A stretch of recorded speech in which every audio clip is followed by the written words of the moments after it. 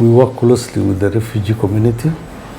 We integrate them into the local economy in terms of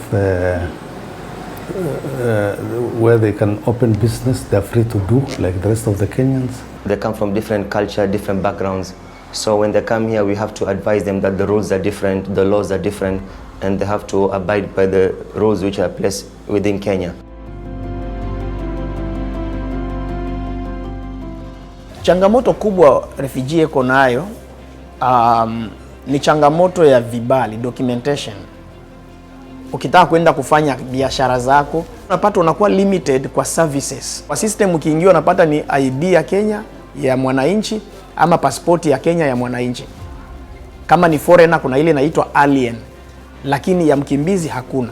What we have on the portal for the single business permit, for instance, in this case, you find that a trader, an entrepreneur, or an MSME would be requested to put up their ID.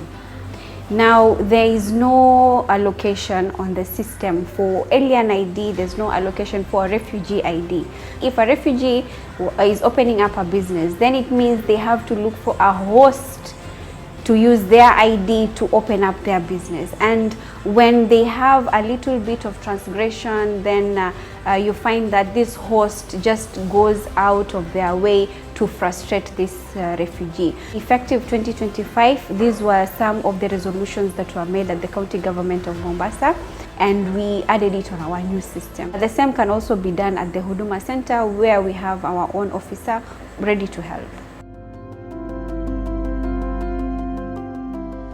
We have been able to identify some MSMEs during the training sessions that we've been holding as a county, and then we have managed to also identify refugees that have been operating businesses within our market spaces, the public markets.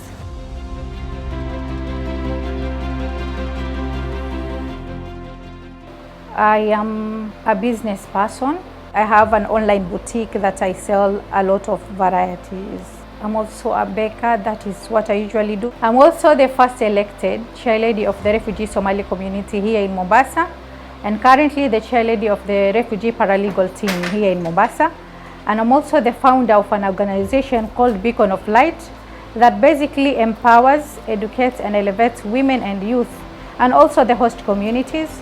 I'm also a mentor at Swahili Port Hub Foundation that mentors the youth here in the greater area of Mombasa.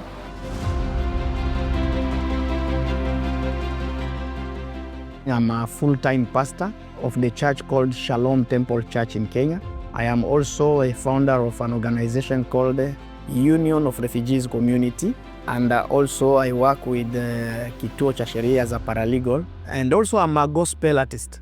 As a host community, we have a lot of misconceptions about what these refugees communities, love to eat, for example, how they live, the cultural practices. So we approached DRS and explained to them if it would be possible for them to, bring around all the chairpersons from the refugee community together, so that we can have them come on board. They have their own camp. Now share their music, their culture with us, the host community. That is also a good way for us to remove any friction or misconceptions that we already have and we work with every day.